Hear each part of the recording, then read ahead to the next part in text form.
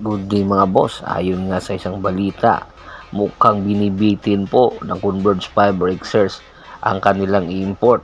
Dapat sana ay magpapalit na po sila dahil nga malamya nga po ang kanilang import na si Kyler Kelly.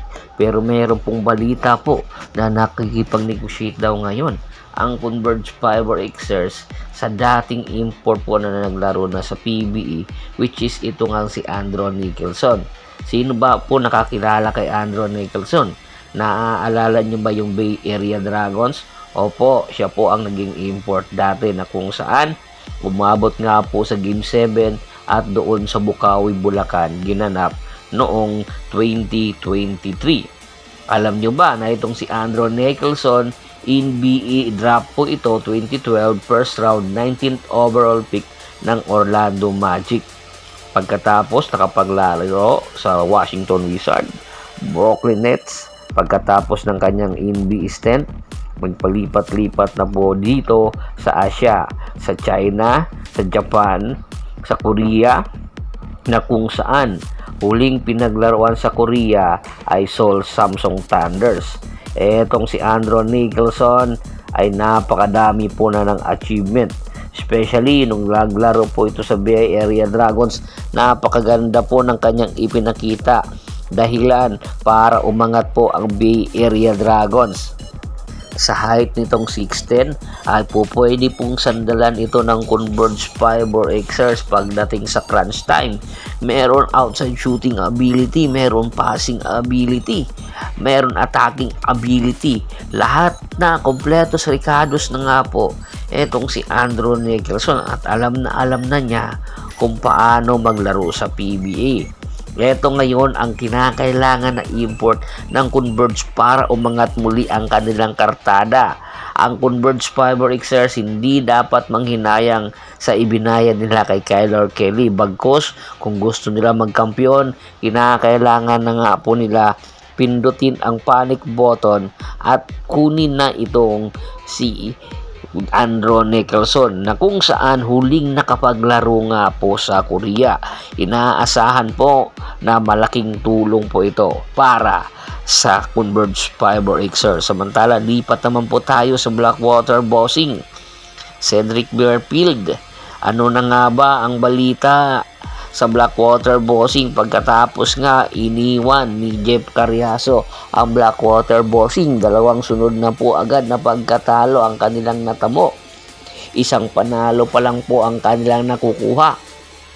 At mukhang wala na nga pong gana pang lumaban ang Converge Fiber Xers. Ayon nga sa balita, mukhang itutuloy na nga po na i-trade itong si Cedric Bearfield ng Blackwater Bossing pagkatapos po or hindi man matapos ang ngayon na Commissioner's Cup ay malaki ang tsansa na pakakawalan na nga po ang 2024 first round second overall pick na si Cedric Bearfield. Sa edad netong 29 years old ay malayo pa po ang mararating nitong si Cedric Bearfield. Ito po yung hinahanap ngayon ng San Miguel Bearmen na isang matangkad na point guard na kung saan po pwede po maging future ng San Miguel. Pumasok nga itong si Cedric Bearfield sa PBA noong 2024. Naging NBA undrafted po ito noong 2019.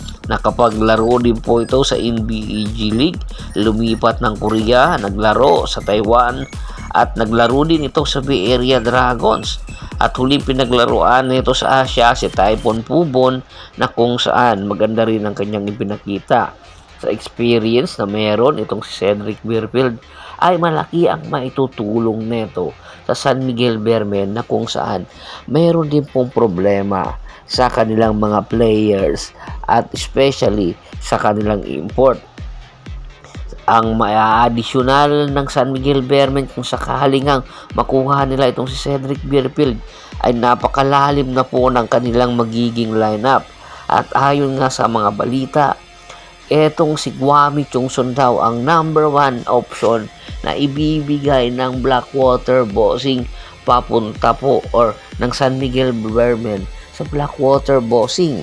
Tandaan po ninyo si Wami po nanggaling na rin po ito sa Blackwater Bossing. bago pa po ito nakarating sa San Miguel Bermen. At isa pa po sa posibleng ibigay ng San Miguel Bermen ay itong si Jerome Teng. Pero meron pang inaasikaso na mga posibleng future picks na ibigay para lang matuloy ang trade na magaganap anytime matapos man ng Commissioner's Cup or bago pa mag-playoff sa Commissioner's Cup. Tingin mo ba, kung sakaling matukuha ito, sino ang mananalo? Ang San Miguel na makukuha si Cedric Berbild or ang Blackwater na makukuha si Wami Chongson at itong si Jeron Teng na limited minutes lang ang inilalaro? Komento na sa baba ng video at pag-usapan po natin. Once again, this is Percival Monteron at your service. Don't forget to subscribe to Sports Channel at don't forget to click the notification bell button para maging updated palagi sa kwentuhan. At bago pa natin tapusin ang ating kwentuhan, shoutout muna tayo sa mga solid na followers na lagi pong sumusuporta sa atin.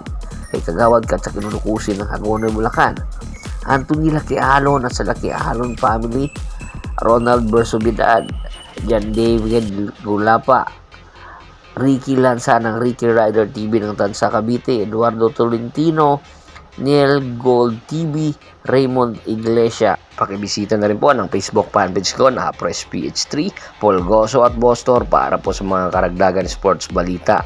Hanggang sa muling kwentuhan, maraming salamat po.